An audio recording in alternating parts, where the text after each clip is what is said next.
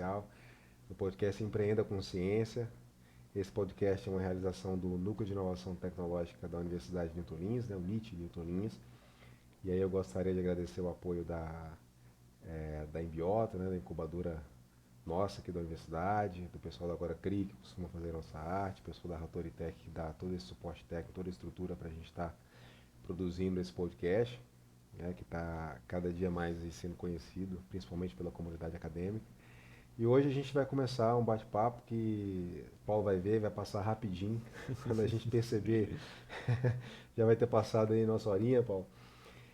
Hoje a gente vai falar sobre inovação, né, e bionegócio. Na verdade, a gente vai falar sobre bioeconomia, tá? Para ser mais objetivo aqui na conversa. Então, hoje tem um convidado especial, o Paulo Simonetti, não é isso, Paulo? Isso mesmo. O Paulo, acertei, tá vendo? Lembrei agora. O Paulo trabalha no Irisan e desde já eu agradeço por você ter aceitado o nosso convite para estar aqui com a gente, né? E eu nem lembro qual que é o episódio já que está aqui. Acho que no 28º já está bem. Tá bem avançado já. De muita gente a ver aqui, Paulo. Então hoje vai ser um bate-papo bem bacana, a gente vai falar sobre bionegócio, sobre inovação, né, bioeconomia, o que é a bioeconomia, o que é essa aptidão regional, né, que é a bioeconomia, como que a gente pode trabalhar dentro da bioeconomia, né, quem são os atores envolvidos. Então assim, vai ser um bate-papo bem bacana. E aí, Paulo, eu sempre esqueço de me apresentar. Então eu sou o professor Carlos, aí da universidade, né? E estou responsável, coordenador aí também não só do Núcleo de Inovação Tecnológica, mas da incubadora de empresas, né? E eu também esqueço, Paulo, sempre de falar assim, pessoal, dê o seu like aí assim que você assistir esse vídeo, o tema vai ser bem legal, então dê o seu like. Se você está aqui na universidade ou quer acompanhar o que a gente está fazendo também, se inscreva no canal. Isso é muito importante para a gente, tá? E, Paulo, só para te adiantar, tudo que a gente grava aqui é um material, um conteúdo que tem para a universidade. Então, assim, a gente vai falar sobre bioeconomia, já é um material que os professores utilizam para poder trabalhar com os alunos, né? Então, Maravilha.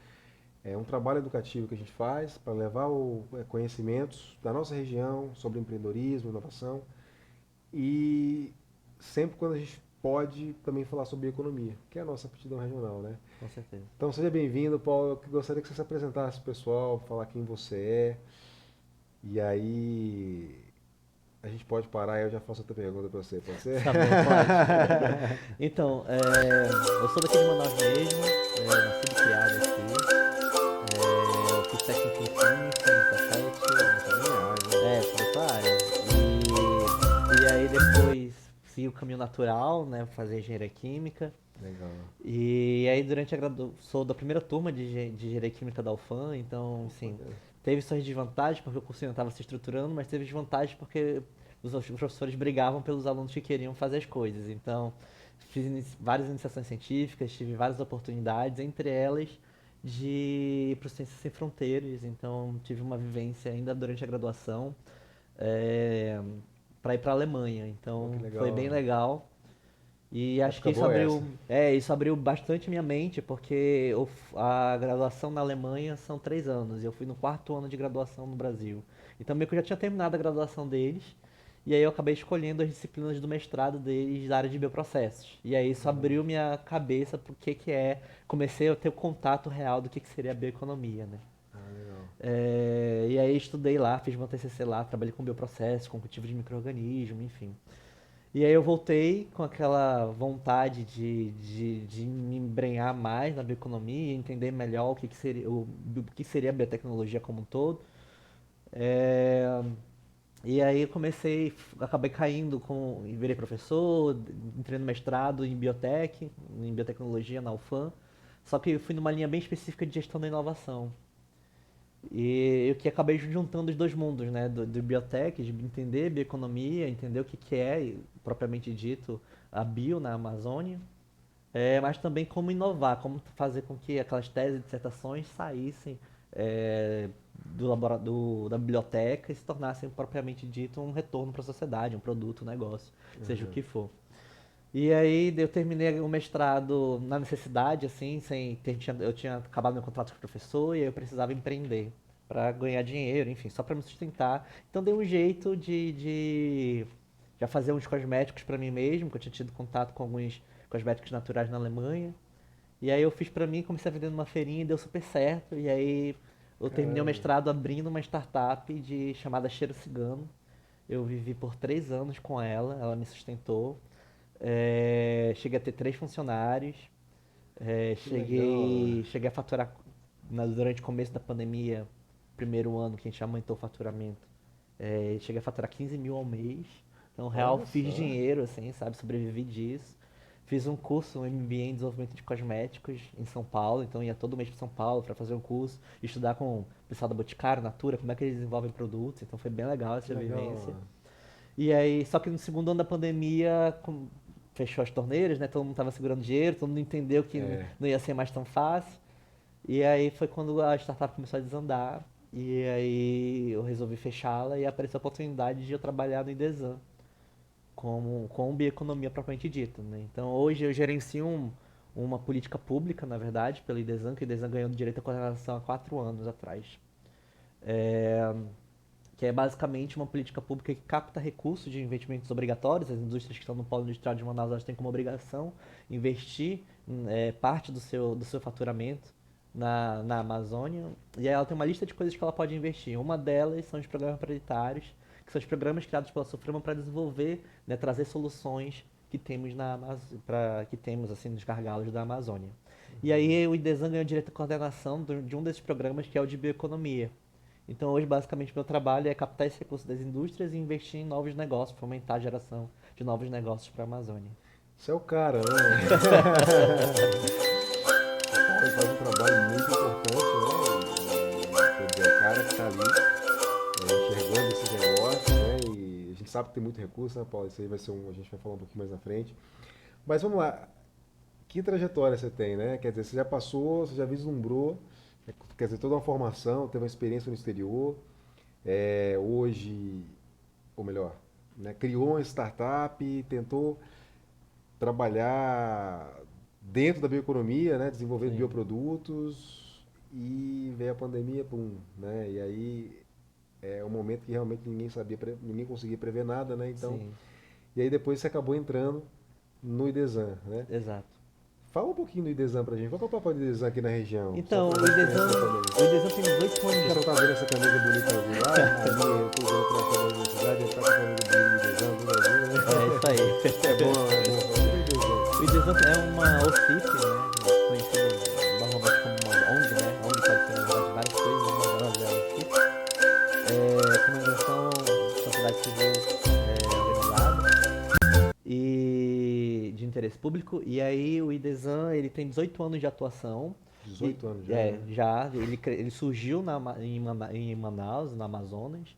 Ele tem como propósito estruturar as cadeias produtivas, né, contribuindo para a diminuição da pobreza, mas também ajudando na conservação da Amazônia. Então, é um verdadeiro desafio, né, e aí ele tem várias frentes para solucionar, para trabalhar, né, para atingir esse objetivo. Aliás, na Amazônia inteira. Ele age mais no Amazonas, propriamente No dito, Amazonas. no No Amazonas, Amazonas. mas ele tem algumas atuações pontuais em outros estados da Amazônia.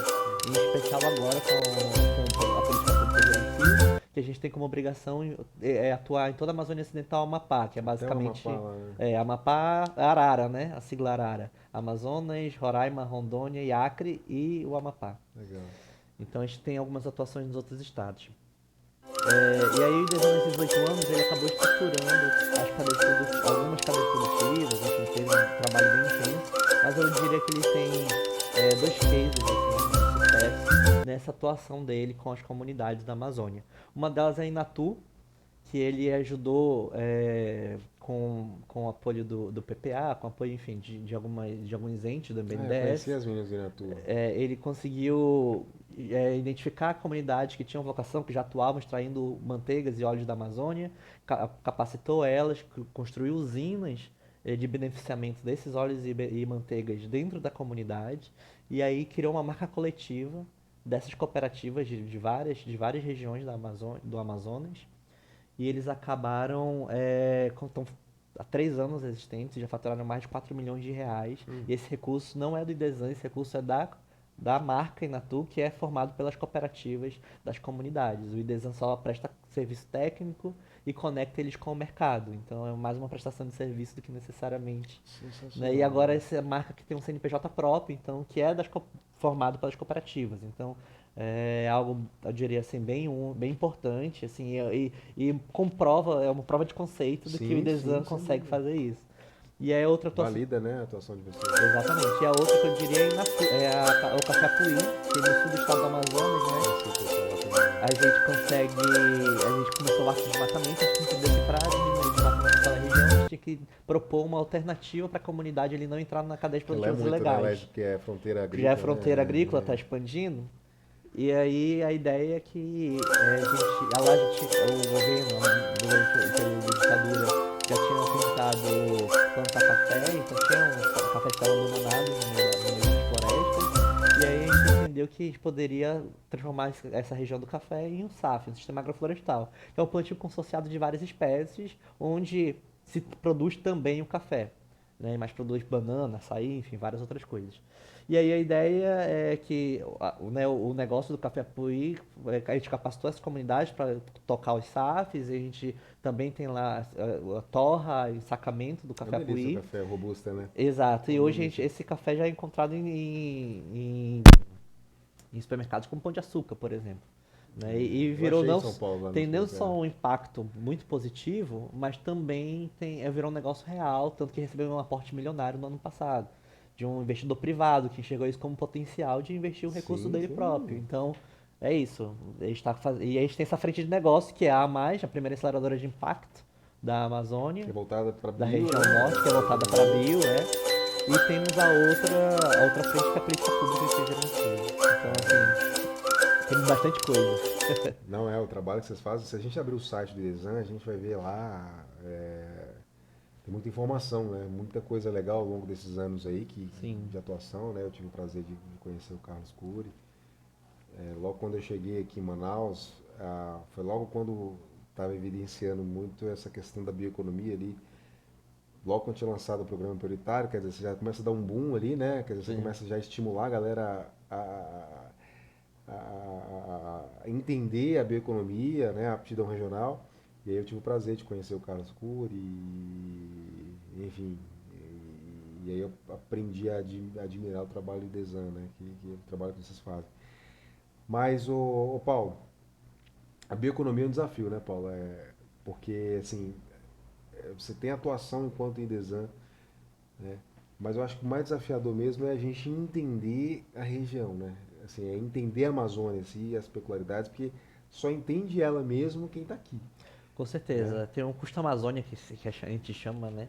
Custo Que Amazônia, né? custo Amazônia, porque aqui tem uma logística difícil. Quando a gente fala uma coisa, as indústrias que estão instaladas em Manaus, no principal centro urbano, já tem suas dificuldades de trazer a matéria-prima para cá e tudo mais. Agora imagina uma comunidade que fica isolada, que não tem internet, não tem luz, fica uma semana, um mês, quase às vezes, dependendo do lugar, de barco saindo de Manaus.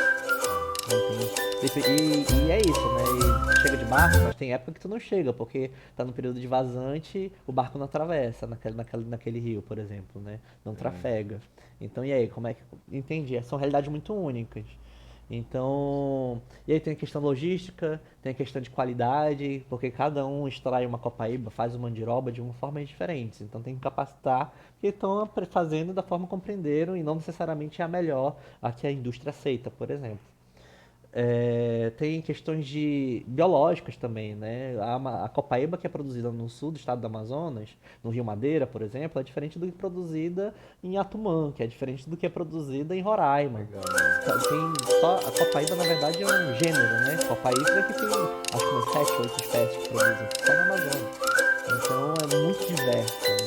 E aí, dependendo da época que tu colhe aquela matéria-prima, vai ter substâncias diferentes, vai ter, enfim, concentrações de substâncias diferentes, né? Então, e aí se a planta é velha, se é nova, se está sendo atacada por um micro-organismo ou um gafanhoto, enfim, tudo isso vai influenciar na composição e, por sua vez, na atividade biológica daquela espécie, né? Então, tudo isso são fatores que influenciam na bioeconomia, né? Influenciam na extração dessa matéria-prima da Amazônia.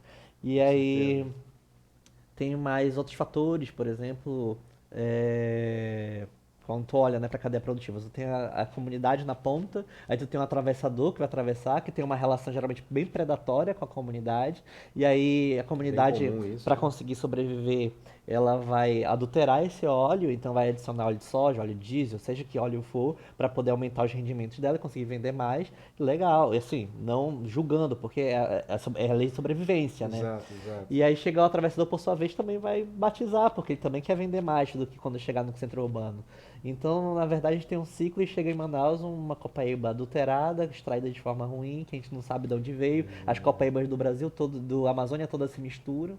Então, no fim, a gente tem uma copaíba assim, o que que é isso? Olha, não, E o nem... pior gente, a gente tá falando do maior estado, né? O maior estado da federação. Então você imagina a quantidade de informação que tem, né? Regionalmente falando, né? Cada região é peculiar, Sim, né? Então, assim, para quem, para o pessoal da biologia que assistir isso aí, né? Então, assim, você tem estímulos diferentes em cada região, né? E aí isso acaba produzindo metabólitos secundários diferentes na planta, né? E aí o produto é diferente, por mais que é um óleo de copaíba, mas dependendo da região que ela vem, ela vai ter esses metabólitos, né? Essas substâncias diferentes.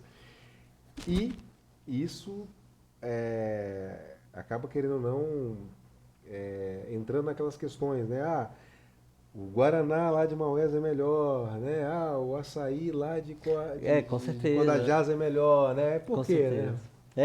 Além do possível diversidade de gênero, de variação genética e tudo mais, forma produtiva, enfim, tem questões, né, aí pensando numa perspectiva de negócio, né, tem formas de a gente proteger para que isso se fortaleça, né?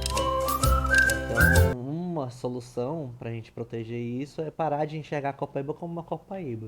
E a gente cria indicações geográficas, que é uma forma de proteger, assim como tem, por exemplo, o queijo Brie, que é a região de Brie da França. Então, só aquelas associações que produzem daquela forma, que estão cadastradas naquela cooperativa, podem usar o nome queijo Brie. Mesma coisa champanhe, que é o espumante produzido na Champanhe, na França.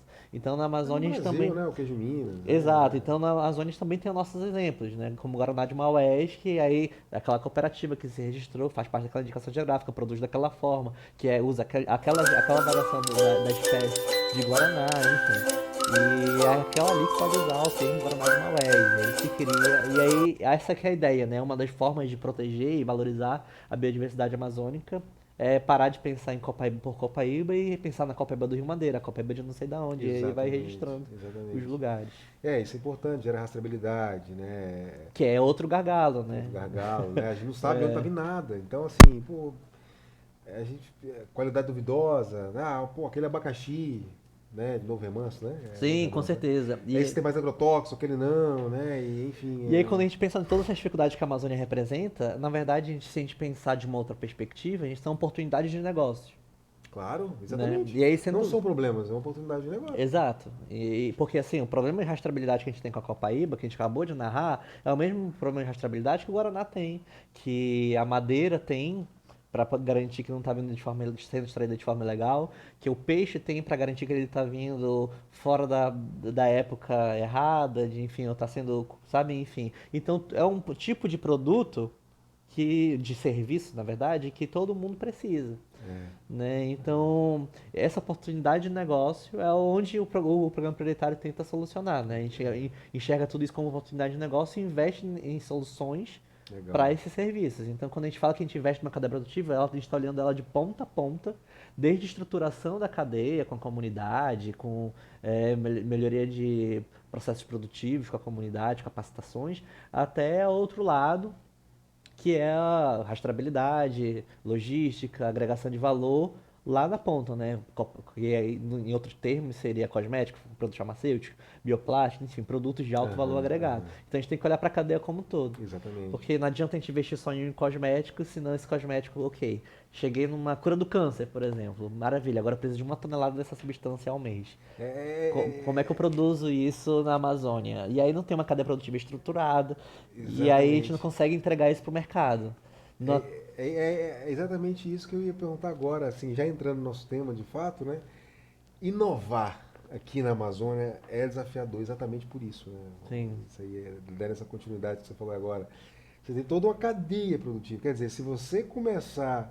Ah, eu criei um produtinho, um produto, um biocosmético, bonito, né? Ah, eu utilizei uma matéria-prima regional, amazônica. Fui lá no produtor, peguei e vendi os primeiros. E de repente você começa a ganhar. Que seu produto começa a ficar conhecido, você começa Uhum. a ganhar uma atraçãozinha, começa a ganhar mercado. Como que você vai atender isso? Então, é um verdadeiro desafio, na verdade.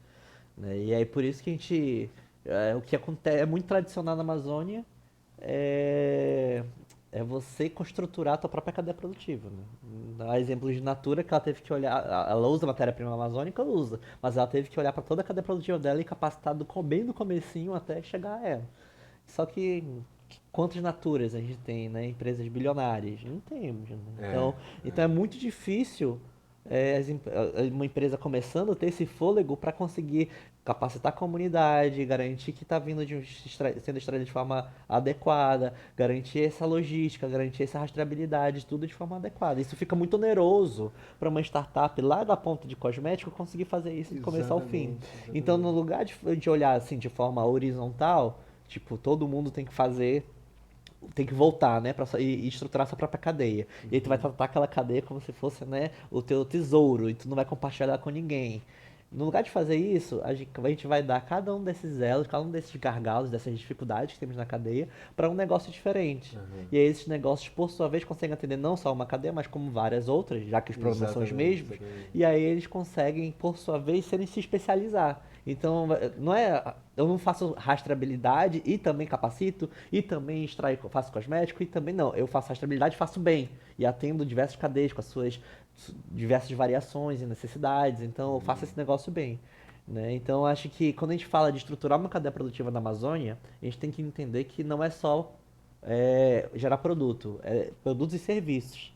Né? E aí, quando eu falo de serviço, eu estou dando aqui alguns exemplos, mas é desde uma comunidade precisa comprar um equipamento. De onde que ela vai comprar? Dá um exemplo claro Serviço. pra gente assim. Você consegue dar um exemplo pra gente assim, de toda essa cadeia prática, assim, começando lá, sei lá, vamos pensar numa matéria-prima nossa aqui regional, que a gente consegue estruturar isso num produto com valor agregado lá no final.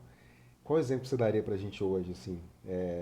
Começando a estruturar desde o início, assim, da produção, e aí você vai falando as cadeias, assim, só para até a gente ser um pouco mais claro aqui Claro, por exemplo, estava dando o exemplo dos óleos, né?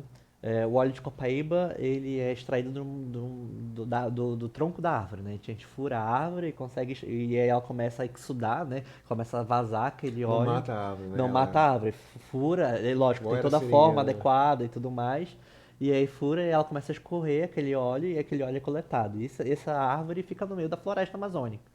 E aí e a Amazônia não é homogênea, então não tem uma região cheia de copaibeiros. Na verdade, a pessoa vai andar quilômetros e quilômetros dentro da mata, que ela já conhece a mata, a partir da vivência dela com a família e tudo mais. E ela vai andar quilômetros na mata atrás dessas copaibeiras para extrair esse óleo. E aí ela extrai, depois leva para a usina vai filtrar, vai preparar aquele Geralmente nas óleo. comunidades já tem as usinas Acho que ali, são né? São capacitadas tudo sim, né? No capacitadas. caso da Inatur, que a gente foi com o exemplo que eu dei, a gente já capacitou, mas tem muitas que não fazem isso. Então simplesmente coloca num garrafa PET e vende pro barco, primeiro Exato. barco que aparecer, e aí oferece pro barco para vender, sei lá, R$ 10 o Uma litro. mixaria de um Sabe? É produto uma com mixaria. uma preciosidade. Exatamente. E aí capacitando a gente consegue vender R$ 60 o litro. R$ 120 o litro, dependendo da Quer dizer, comunidade. saiu ali da floresta, passou para ir. Passo, Caso a comunidade seja é, capacitada, tem uma usina Tem de uma usina de beneficiamento. beneficiamento, exato. Aí ela vai filtrar, no caso do Copaíba é só filtrar, mas tem óleos, por exemplo, que vem de semente que aí tem que extrair, triturar a semente, Geralmente secar, é uma tem todo um prensa que processo. usa, né? Tem uma prensa que é uma prensa que faz pressão a temperaturas altas, então tem todo um equipamento adequado para isso, e a comunidade tem que saber operar e tudo mais. E aí aquilo ali é enviado, no caso da Inatu que trabalha junto conosco, ela é enviado por barcos que a gente já tem, enfim, já tem já tá de acordo, né? Já acertamos como é que acontece e tudo mais. E aí isso chega em Manaus e vai para uma empresa parceira nossa que ela invasa em parceria pra gente. E ela invasa esse óleo de acordo com a regularização da Anvisa, então tem que ser todo ambiente controlado e tudo mais. E aí esse óleo, por vez, volta para nós, para a gente comercializá-lo. Aí, Tudo pela via comunidade, né? A intermediação que vocês estão fazendo para a comunidade. exatamente. Exatamente. Sai da comunidade para esse atravessador que já é diálogo, né? Mas já é nós mesmo, assim, que a gente apoia. E aí chega na empresa em Manaus pra invasar e do invase a gente consegue vendê-lo. Entendi, Entende? entendi. Então, é um caminho. E aí, quando a gente vende, pode ir para uma indústria de cosmético, por exemplo, que essa indústria de cosmético vai usar esse óleo para vender, para fazer seu cosmético, por Colocarem nos exemplo. cosméticos, né? Exato.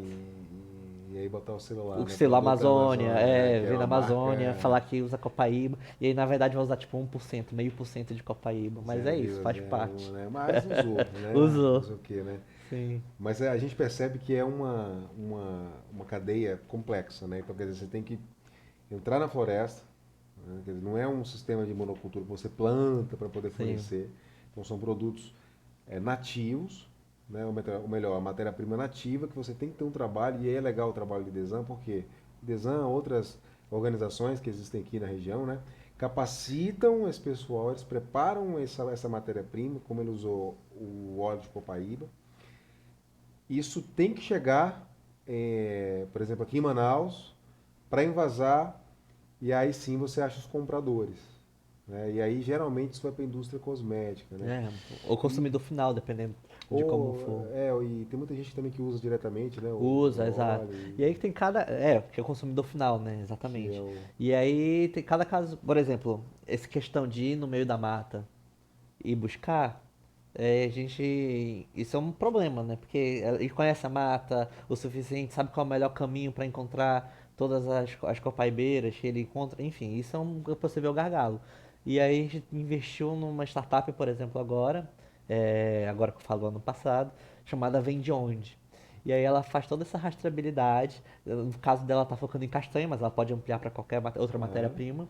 E aí legal. vai registrar quantos quilos conseguiu de castanha em cada um dos castanhais que tu foi.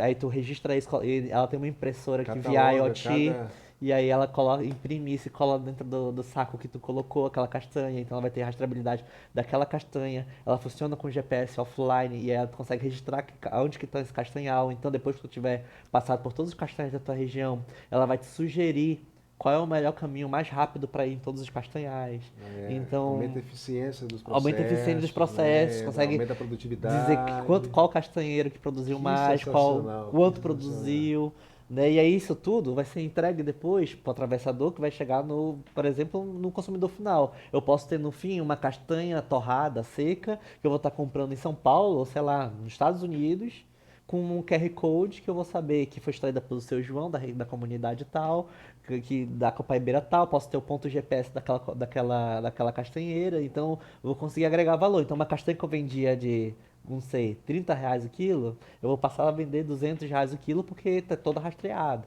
Né? E aí isso vai agregando valor e obviamente consigo entregar um valor melhor para a comunidade. Com certeza, Né? sensacional. Nossa, imagina você, né? Aqui é muito comum a gente achar o pessoal do interior, né, que vem estudar. Então imagina você, por exemplo, a sua família está lá, vai lá para dentro da floresta buscar a matéria-prima, no caso da castanha. Só que agora é o seguinte, ou melhor, você faz lá, faz a coleta, mês seguinte você volta, ou melhor, no período vocês já sabem, né, o período mais produtivo ali das árvores, né, dos castanhais, né? E aí você vai lá uma semana, só que depois você já não sabe, você sabe mais ou menos onde que tá, mas às vezes sempre passa ou duas, três que fica para trás. Agora você imagina você ter um processo todo rastreado que você vai saber exatamente onde você vai, quer dizer, você não vai mais precisar de você chega lá, você coletou de 10. Você vai voltar e vai coletar de 10 de 10 de novo, novo. né? Quer dizer, isso é sensacional. Ou talvez tu descubra que tem uma que nem vale a pena ir, porque tu coleta tão pouco. E Ou coleta sempre estragada, por exemplo, então aquela árvore tu exatamente. não precisa mais ir. Você já Entende? identifica Então, já isso, né? identifica isso Já pelo próprio sistema. isso é tecnologia, isso é agregar valor na cadeia produtiva, gente. Então, assim, quando a gente pensa hoje em desenvolvimento tecnológico, em trazer inovação dentro da bioeconomia, dentro dos bionegócios, não é, né, imaginar aqueles carros da Tesla, aquela coisa toda, aquelas espaçonaves. Não, é você desenhar processos e utilizar a tecnologia a seu favor. E nós temos condições de fazer isso. E aí entra no outro gargalo, né, Paulo? A infraestrutura também é muito precária às vezes, assim, né? Mas hoje eu acho que já tem tecnologia, se a gente quiser trabalhar em lugares mais isolados, né? Tem uma coisa que a gente gosta de dizer, que a gente já tem solução para a Amazônia. Só que Perfeito. ela está na universidade e ela não tem fôlego para ser entregue para a Entendi. cadeia como uma solução de negócio. E Exato. os poucos professores, os poucos alunos empreendedores que tentam, eles não têm o fôlego para se manter, porque não tem incentivo político, financeiro, seja o que for. Perfeito, E Paulo, aí eles perfeito. acabam retornando para a academia ou tomam outro Engaveta. rumo na vida, engaveta aquele plano, né? Exatamente, Paulo. Eu mesmo, a história que eu contei ainda agora de mim foi isso. Eu nunca tive um incentivo político, nunca tive nada, né? Então, chegou o momento que não dava mais, eu fechei as portas. Eu não tive alguém que estivesse me apoiando, né? Nem dentro da universidade, Nem né? dentro da Aquele caminho para você universidade. seguir. Não, esse aqui que vai Exato. ser a sua saída da universidade. Hoje eu escutei uma frase legal. Foi hoje? Foi hoje. Tô fazendo um curso online aí, bem legal, relacionado à inovação. E aí teve um professor lá da USP, ele falou assim, e ficou muito claro isso. E na verdade ele só falou a frase, assim, né? Só escreveu, né? Que é o que a universidade não inova. A universidade inova, porque quando é inovação, quando se chega lá chega no consumidor, chega no mercado, isso é inovação, E a né? universidade não Tá faz dentro isso, né? a universidade não faz isso, então ela não inova. Quem inova são as empresas, são os parceiros, as parcerias privadas, que elas vão dentro das universidades buscar essa tecnologia e levar para a sociedade, para o mercado, para tornar acessível, né? Sim. E hoje existe esse gargalo, né? Então assim, a universidade não inova. Ah, mas gente, não é, porque se a gente for olhar o conceito de inovação, a universidade não inova. Ela inventa, ela cria, né? Ela desenvolve. Só que para inovar precisa chegar no mercado. E quem faz isso? É o setor privado. É o setor privado. Então hoje, por isso que hoje até entra nesses conceitos de open innovation, né, de trabalhar de forma colaborativa. Pô, você tem expertise, vem para cá. No final a gente, se for para dividir os direitos, né, as propriedades, a gente consegue fazer isso. Hoje tem toda a legislação, depois do Sim. marco legal da inovação ali em 2016, tudo ficou mais tranquilo, né, esse trabalho entre academia e universidade. Vocês têm feito trabalhos relacionados a isso, a aproximação do setor privado com as universidades, exatamente para poder conseguir gerar esses spin-offs, essas startups a partir dessas tecnologias? O que vocês têm Tem, feito? como a gente capta recursos das indústrias, então essa aproximação para a gente é muito natural. E quando a gente investe em novos negócios ou novas tecnologias que vão virar negócios, muitas das vezes isso está partindo de alguma ICT, né? Algum Instituto de Geralmente já Ciência e está lá dentro da Tecnologia. universidade, né? Lá que É, sabe. então é muito natural esse ponto de encontro para nós, porque é dentro desse encontro que a gente nasceu, na verdade, no Programa Prioritário de Bioeconomia, eu me refiro. Então, e aí as empresas têm mais diversos interesses, e aí isso modela como a gente consegue dialogar com as universidades. Né? Então tem empresa, por exemplo, que ela aporta recursos porque tem interesse no impacto, associar a marca dela com a Amazônia. Então ela quer. E aí quando é uma empresa desse jeito, ela vai estar interessada em projetos, por exemplo, que tenham um impacto social maior. Então vai impactar tantas famílias, tal região, enfim. E aí a gente tem que ser um projeto que tem todo esse mapeamento de impacto bem claro. E tem outras empresas que não, que são empresários que querem diversificar negócios. E aí elas querem negócios que já Eles estejam realmente estão em busca de faturando. negócios, Estão em né? busca de negócios, exato. Quer variar o core business dela. Então ela é do setor eletroeletrônico, mas eu quero investir agora em castanha, em piscicultura. Pega uma startup, vai Tanto para lá. faz. Aí ela tá atrás de alguma coisa que vai dar um retorno financeiro para ela. E obviamente, quanto mais inicial o projeto estiver no quesito de entregar para o mercado, né? Se estiver ainda em fase de ideação, ainda em fase de pesquisa, o risco é muito maior de investimento. É, Então esse empresário que quer diversificar o negócio, ele não quer correr esse risco. ele é E mais tradicional, Aí, né? exato, aí ele acaba investindo em negócios que estão mais maduros, que já estão faturando, nem que seja pouquinho, mas pelo menos ele já sabe que já tem uma validação Já tem do uma prova de mercado, conceito ali, já tem uma né? prova de conceito. Exato. Então, esse vale da morte que a gente chama, né, na área de inovação, que é esse pulo entre a pesquisa e entregar para o mercado, é uma verdadeira dificuldade. Né? A FAPEAM, CAPES, CNPq, todos eles fazem pesquisa aplicada e básica. Mas para transformar essa pesquisa aplicada, né, para negócio é um gargalo, porque tem modelar um negócio, entender quem é teu cliente, enfim. Uhum. O produto é só metade do projeto. Depois que tu Exato. tem um produto fechado, agora tem toda a parte de certificação, regularização pelos órgãos reguladores como a Anvisa, por exemplo, produção em grande quantidade, enfim. E sem contar toda a parte de negócio, marketing, vendas, enfim, estruturar todos esses setores da tua empresa. Então, eu diria que o recurso do PPBio é justamente para isso. Então, esse diálogo entre empresa e universidade se dá muito de acordo com o interesse do investidor. No fim, é ele que dita as regras, né? Eu acho que isso envolve também a questão da. É como você falou, ele que dita as regras, né? Dentro da gestão da inovação, a gente tem vários processos que a gente pode implementar, e tem empresas que elas encontram vários modelos, né, ali de processos que se encaixam na realidade de cada uma, né? Tem uns que são mais Sim. tradicionais, gostam de ser mais focar mais no incremental, outros já gostam de ser mais radical, aquela questão toda, né? Isso acaba Uhum. influenciando até na questão do investimento, né? Mas a gente sabe também que tem muitas que é, elas enxergam, e tem uns que antes de falar de Open Innovation, elas já fazem isso, né? Elas já enxergam exatamente esse potencial de por que eu vou gastar dinheiro montando uma estrutura de pesquisa de P&D aqui dentro, sendo que eu posso fazer uma parceria com a universidade, A gente tem uns casos desse né? também de Open Innovation. Porque, assim, a maioria das indústrias do Polo Industrial de Manaus, elas, não, elas são do setor eletroeletrônico de informática. Então, elas estão bem difíceis, distantes do que é bioeconomia. Mas tem algumas empresas que estão mais próximas, né? Que usam plástico, por exemplo. Então, a gente conseguiu estruturar um projeto de bioplástico que pode, num dia, virar um produto dessa própria empresa. Então, Sim. é um processo de Open Innovation que a gente fez é, que, enfim, tem muito potencial, né? Então, tem alguns casos específicos assim nesse sentido. E Uhum. outro sentido de Open Innovation, né, dessa inovação que atravessa os muros da empresa e vem de uma ICT ou de uma startup, é o exemplo de resíduos, que é um problema da indústria, em especial a indústria do Amazonas, que não tem aqui centros de reciclagem de muitas coisas, né? Então muita coisa a gente tem que enviar para o sul e sudeste para poder E o custo, tratar. né? E aí o custo aumenta, aí vira um problema para a empresa. Então o que a gente pode solucionar aqui? E aí essa solução para os resíduos dela é uma demanda constante que muitas das vezes ela pode se utilizar do recurso de P&D dela, de investimento obrigatório, para tentar solucionar isso, né? E aí esse é um caminho de Open Innovation também promissor.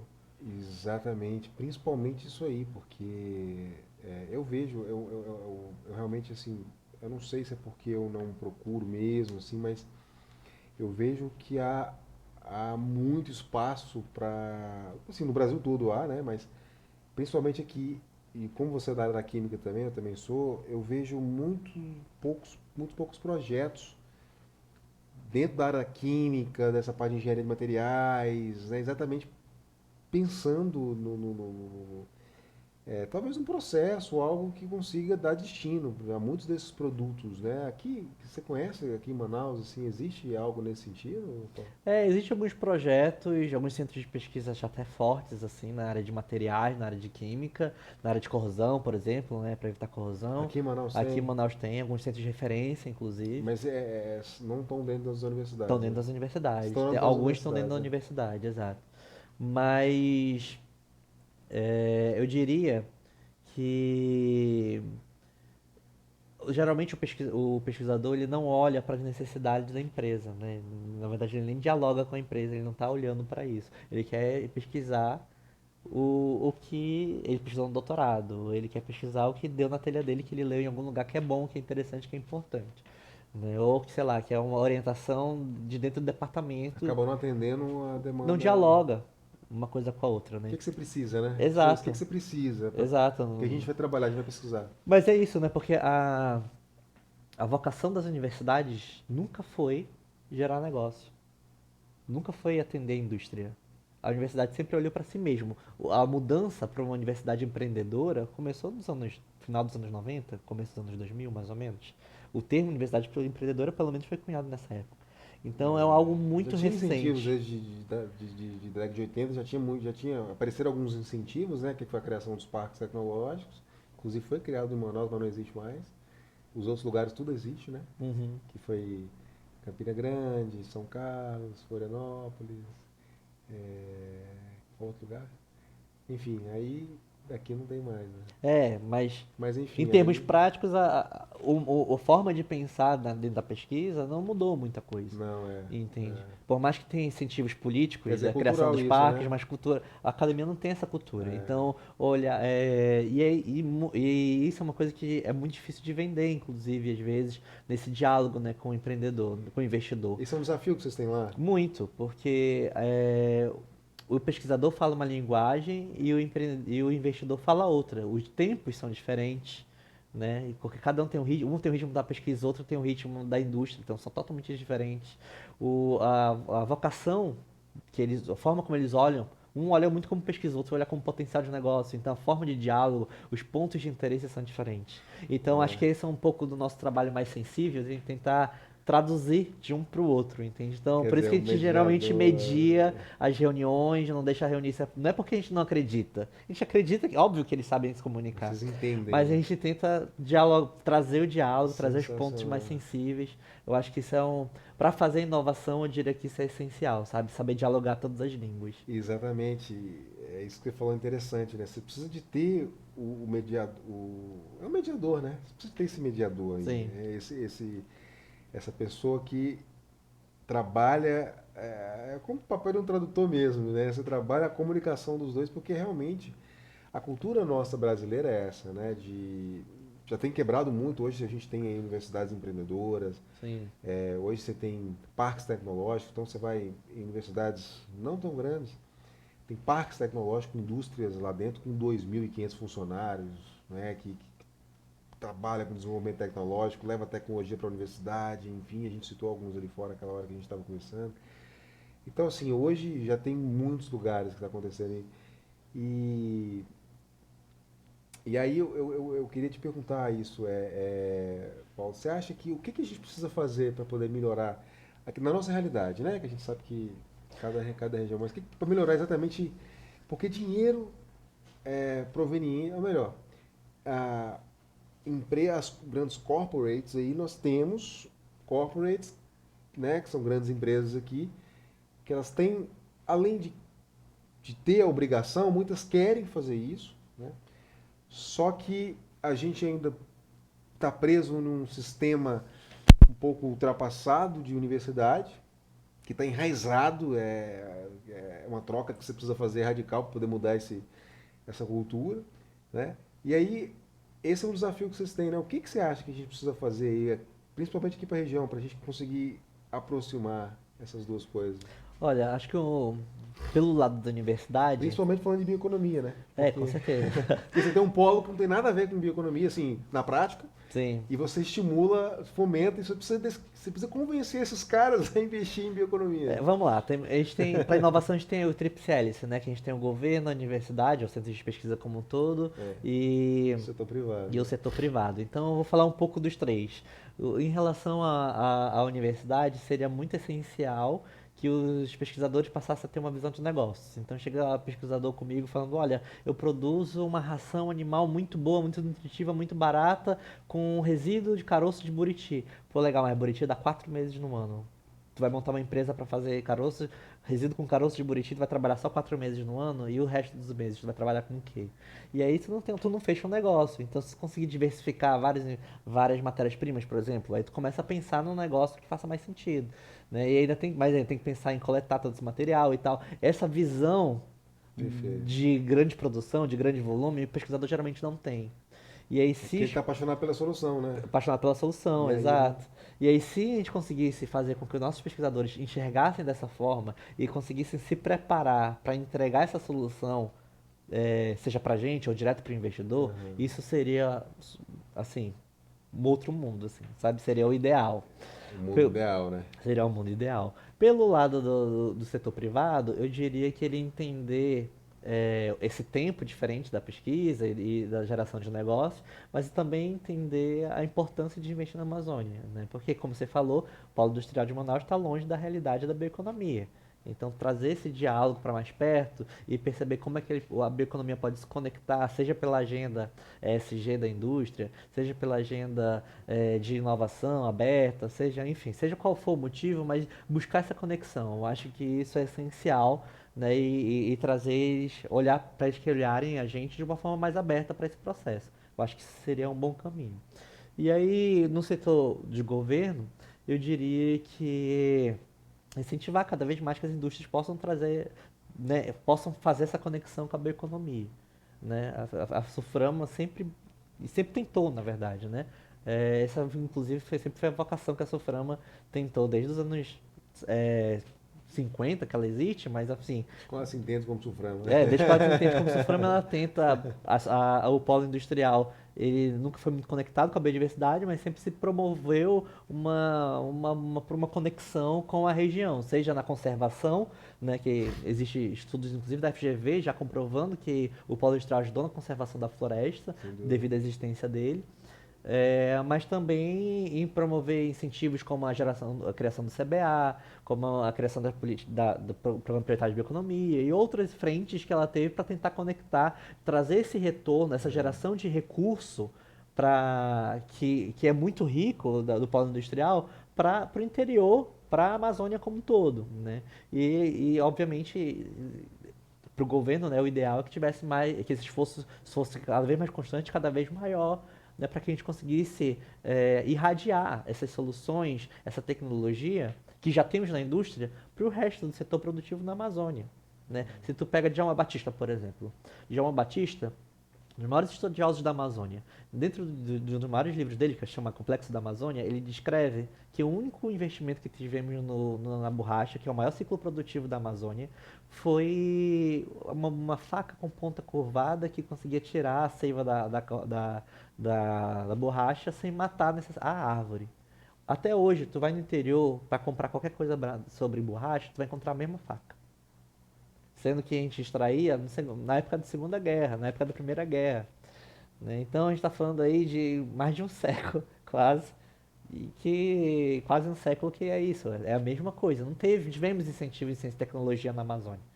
Né? E aí todo o beneficiamento da borracha era feito fora, que era feito só a primeira etapa, que era vulcanização, feita de uma forma muito ruim, e chegava lá fora e que se beneficiava.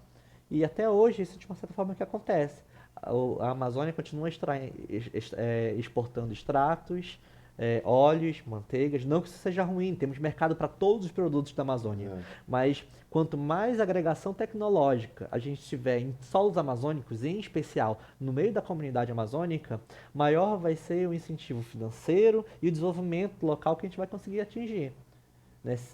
Porque senão a gente vai continuar reproduzindo Mais a mesma empregos, coisa que mais renda, mais... Exato, senão a gente vai continuar reproduzindo a mesma coisa que acontece, por exemplo, com o ferro, que a gente exporta ferro e importa aço.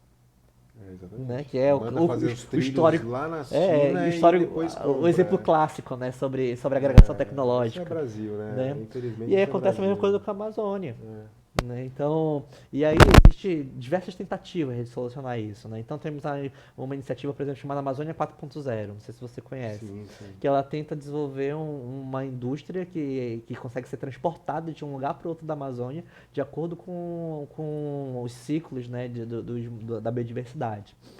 Então, tá dando Guaraná aqui, eu levo o Guaraná para lá, tá dando Guaraná agora em outra época, em outro lugar, eu vou levar lá para esse outro lugar, e enfim, ela vai levando essa indústria e produzir isso ainda em solo da comunidade, assim, em território do interior da Amazônia. Então, isso é um super potencial, Sim, sem dúvida. né? Mas só que é isso. Hoje eles ainda estão se estruturando, ainda estão tentando entregar isso de forma efetiva como negócio. Né? E estão avançando, mas é uma iniciativa, a gente precisa de mais delas. Né? Sim, sim, sim. Então, Mas o que você acha que falta, Paulo? Porque, ó, pra você ver, olha, agora você falou, olha o tempo, ou melhor, olha a quantidade de anos que o pessoal usa a mesma faca para tirar, né? sim. Olha a quantidade de iniciativas que já tiveram, né? Da década de 50 para cá, 60 para cá. Olha a quantidade de iniciativas que está tendo agora, sei lá, últimos 10 anos, que está tendo agora.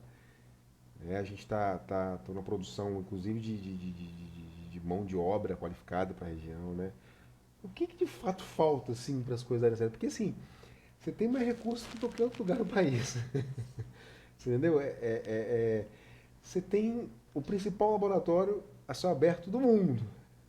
Né? Você tem uma população extremamente criativa. Né? É, enfim, o que de fato falta para a gente poder estar inovando aqui na Amazônia? Eu sei que é É a desafiador, pergunta mas de US$ 1 milhão. é a pergunta de $1 milhão. Mas eu só queria ver assim, sua opinião. Pode ser no Olha, geral, vou te assim, o dar, que vou, você vou te dar, entende. vou te contar uma Não precisa história. ser polêmico não, tá? Tudo bem, mas eu vou te contar uma Mas pode ser história. também, se quiser, não tem problema não. Na época das grandes navegações, a Espanha, ela ainda era desmembrada em vários reinados, né? Aham. E aí o reinado da região de Barcelona, ele não participou das grandes navegações. E aí todos os outros reinados participaram, não sei se todos, mas a maioria, então eles ficaram muito ricos. E aí o reinado ali da região de Barcelona, que eu esqueci o nome agora, eles acabaram não participando, Eu então esqueci. eles tiveram que se inovar. Porque eles não participavam das grandes navegações. Então, como é que eu vou conseguir gerar renda? E aí eles começaram a ter que se inovar, fazer manufatura, coisas do gênero. Hoje, na Espanha, a região mais industrializada é a região de Barcelona. Exemplo mais próximo, Belém e Manaus. Belém e Manaus teve incentivo fiscal, enfim, teve toda a SUFRAMA que desenvolveu e a gente viveu essa realidade que é o polo industrial de Pô, Manaus. nós temos um polo, é isso Belém, aqui. Belém não teve isso. Belém teve que se virar. O que aconteceu?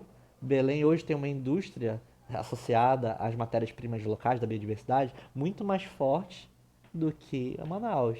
Se a gente se colocar a Natura tá lá e não tá aqui, por exemplo. E subiu 12 posições. Se a gente for olhar o ranking das cidades em 2022, se a gente olhar o ranking das cidades inovadoras, ela passou Manaus em 12 posições, algo Pois nesse é. sentido. Assim. Então eu acho que a necessidade faz o empreendedor, né? Exatamente. E acho que isso explica o que falta na Amazonas, né? No nosso estado, Aham. né? Como a gente não teve necessidade, porque tivemos o polo industrial, então a gente acabou se acomodando Perfeito, perfeito você de alguma colocou. forma, né?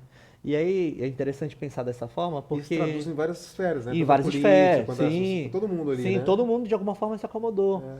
Mas eu acho que esse acomodamento está passando, porque o mercado está cobrando produtos da Amazônia e se a gente não surfar nessa onda, outros vão surfar, né? Então, tem cada vez mais interesse internacional sobre a Amazônia, tem cada vez mais, os olhos estão voltados mais para cá, atrás da biodiversidade. As empresas, não, em todos os níveis, seja nacional, regional ou internacional, estão buscando mais as matérias-primas amazônicas. E a Amazônia, apesar de ainda ser um produto que tem seu valor mais caro e tudo mais, está se tornando cada vez um produto mais popular. A exemplo do açaí, É, né? A exemplo dos peixes como tambaqui que já encontrei em São Paulo, é. né? Então, tá ganhando mercado, né? E se o Estado não se despertar, outros estados vão fazer por onde? Que não vão ter da onde tirar dinheiro, né? Tem uma teoria chamada complexo da abundância. Não sei se você já ouviu falar. Já, já. Essa teoria é uma de economista que é muito usada para países que produzem petróleo. Que aí ele associa com a grande produção de petróleo, a grande abundância em recurso e o desequilíbrio político e econômico do país. E aí ele faz essa associação, enfim, traz várias explicações de porquê disso. Eu acho que com o Amazonas aconteceu algo muito parecido. O Legal. complexo de abundância, mas só que aí devido ao polo industrial de Manaus. E aí isso fez com que a gente se acomodasse, enfim, tivesse outras dificuldades. Sensacional essa visão que você trouxe aqui, Paulo. Eu esperava outra resposta de verdade, mas você trouxe algo aqui que você conseguiu ser disruptivo aí na conversa aqui, sensacional. É, é, eu fiquei até sem palavras aqui agora, porque eu gostei muito da sua explicação. E eu acho que de fato, se a gente for pensar assim, uma questão mais sistêmica mesmo, e uma explicação, ou melhor, acho que uma visão mais macro, a gente pode ir exatamente por esse caminho. Claro que tem, né? Tem várias. O É, governo tem buscado lutar contra isso, né? Então tivemos o CBA, a SUFRAMA por o sua. CBA é um negócio que não dá pra entender. Não dá pra entender, né? Um negócio. Mas Dá, assim, dá pra entender, teve o mas assim. surgimento dele É, político, então foi um momento, né, de incentivo. A SUFRAMA teve outros, o Centro de Inovação Tecnológica que a SUFRAMA investiu também, que agora me escapou o nome dele, mas teve um outro Centro de Inovação Tecnológica de forma geral que ela também investiu. Teve uma política chamada Políticas Verdes da SUFRAMA, que aí associa algumas leis associadas a isenção de IPI, quem usa a biodiversidade amazônica dentro dessa cadeia produtiva, enfim. Então teve alguns Ações incentivos tem, a incentivos se tem, né? conectar com mais as cadeias produtivas locais, né? Uhum. E, enfim, temos buscado soluções. Não, tem muita coisa fantástica que a gente para, caramba. Uma vez eu conversei com meu primo e falei, caramba, eu tô conseguindo acessar recurso aqui e tal. Aí ele falou comigo, cara, não é. É assim, o Brasil é um país muito rico, tem muito dinheiro. É, e quanto mais você vai subindo para aí, assim, menos pessoas se dão o trabalho de poder acessar e fazer as coisas acontecerem, né? Então todo mundo que faz um pouquinho Sim. mais consegue acessar isso. E isso eu acho fantástico. E aí entra numa pra gente finalizar, né? O reloginho ali não tá funcionando hoje, não sei porquê. Era para estar ligado, porque aí a gente tem essa noção de Aham. tempo, né? Mas, Paulo, eu tinha mais uns. Aquilo que a gente estava falando, rapidinho passa, quando Sim, você vê, rapidinho. já passou. A próxima vez eu prometo que eu vou trazer uma cervejinha pra gente conversar. Maravilha. Mas, assim, já pensando em incentivar a bioeconomia no Estado, né? Então, eu só queria que você falasse um pouquinho, assim, de uma forma geral, como que funciona o programa prioritário em bioeconomia, de uma forma, acho que a gente deve ter mais uns 3 minutinhos, se você conseguir resumir isso em uns dois Uhum. minutinhos para a gente finalizar. Como que as pessoas podem ter acesso, primeiro, criar uma sensação de pertencimento à Amazônia, né? Eu sou Uhum. daqui, então a gente precisa de pensar em bioeconomia, algo nesse sentido. Isso não quer dizer desvincular da tecnologia, tá, gente? Muita gente confunde. Mas o que que é, como que o IDESAN, né, em termos de PPBio, apoia isso? O que, que eles precisam fazer para poder acessar, por exemplo, o PPBio? Né? Só para a gente deixar isso registrado aí Claro, no então, livro. o Programa Prioritário de Bioeconomia ele tem fluxo constante de recebimento de projetos. Então a gente tem um e-mail chamado bioeconomia.novosprojetos, novos negócios, desculpa, bioeconomia.novosnegócios@idesan.org. Então você pode enviar a sua proposta. No momento a gente pede apenas uma apresentação curta chamada pitch, né? Então tem vários lugares no internet que tu consegue encontrar como fazer um pitch. Então prepare o seu pitch da sua proposta e envia para a gente. Dentro do nosso site, que é beconomia.org, você consegue enxergar na descrição lá do site, nas páginas do site, o que nós podemos aportar recursos, o que você, em que tipos de área de conhecimento, enfim, quais são as exigências legais que a gente precisa para aportar o recurso. Então, dê uma olhada no nosso site, prepare essa apresentação, envie para o nosso e-mail e a gente vai conversando a partir disso.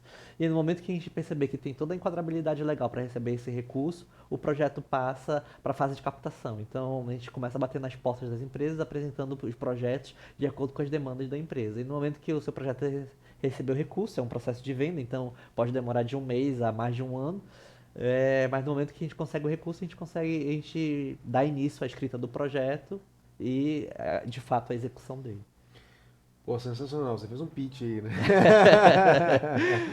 Foi pra pá. Mas sensacional, Paulo.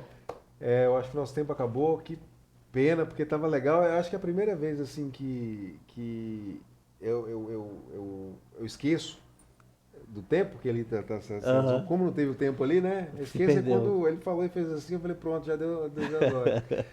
Bem, pessoal, eu acho que já foi, apesar de ter sido rápido, né? 1 hora passa rapidinho e quando o bate-papo ele é Sim. aquele que a gente começou, passa, as ideias vão surgindo, o papo vai evoluindo e quando a gente vê já passou 1 hora. Mas foi o suficiente para todos vocês que nos acompanham, né? Ter uma noção, né, do que é a bioeconomia aqui no estado, o que é inovar, né? O que são os bionegócios, o que é uma cadeia de valor, uma cadeia Produtivo. produtiva, enfim, a complexidade que é o nosso estado, a nossa região, vamos colocar assim, né? E aí a gente tem aqui um ator muito importante que ajuda exatamente entender, né, e fazer essa ligação onde tem recurso e estimular a criação de novos negócios de impacto, sustentáveis, ambientalmente corretos, enfim, tudo de forma com que a gente exerça de fato a aptidão regional, né? Então é isso que faz sentido hoje da gente estar aqui trazendo o Paulo, trazendo outros atores aqui que contribuíram brilhantemente para esse conteúdo nosso, tá, Paulo? Queria te agradecer. Foi um prazer, é a primeira de várias vezes. Certamente a gente vai mudar um pouquinho de patamar aí nos próximos meses. E aí, quando a gente fizer isso, a gente vai convidar vocês de novo. Maravilha, eu agradeço. E tomara que seja com o nosso Capri lá, pra gente Que já assim seja. entrelaçar isso aí, né? Se você quiser deixar sua mensagem final, um arroba aí pro pessoal. Eu fica agradeço solitário. muito o convite, né? Tanto da incubadora, enfim, de todo mundo que participou para isso aqui acontecer. É, eu queria fazer o convite para vocês poderem dar uma olhada no @desano, né? Tá escrito na minha blusa, então não tem muito erro de como se escreve. Nesse arroba no Instagram, no YouTube, no site desan.org, você consegue ver um pouco da nossa atuação, um pouco mais de detalhes de tudo que a gente faz, um pouco mais do que eu contei aqui. E no site beconomia.org você vê um pouco mais específico sobre o programa prioritário de Beconomia, que foi o que a gente mais conversou por aqui. Então, muito obrigado mais uma vez e, enfim, até a próxima. Obrigado, Paulo. Então, para você que nos acompanhou aí, gratidão de verdade. Tá, obrigado por ter gastado, ou melhor, por ter investido esse tempo aí. Agradecer a todos os envolvidos, né, o pessoal da Ratoritec, o pessoal da AgroAcria, a nossa incubadora de empresas, a Embiota, a Universidade, a Fundação Newton Lins, né, e chegou ao fim mais um episódio nosso do podcast Empreenda com Ciência. E aí semana que vem tem mais, tá? Não esqueça de se inscrever, tá bom? Se achar o conteúdo interessante, achar que isso faz sentido, compartilhe esse vídeo, faça sua inscrição, clica no sininho aí e vamos fazer esse movimento acontecer, tá bom? Forte abraço a todos, uma excelente noite e até a próxima semana. Valeu!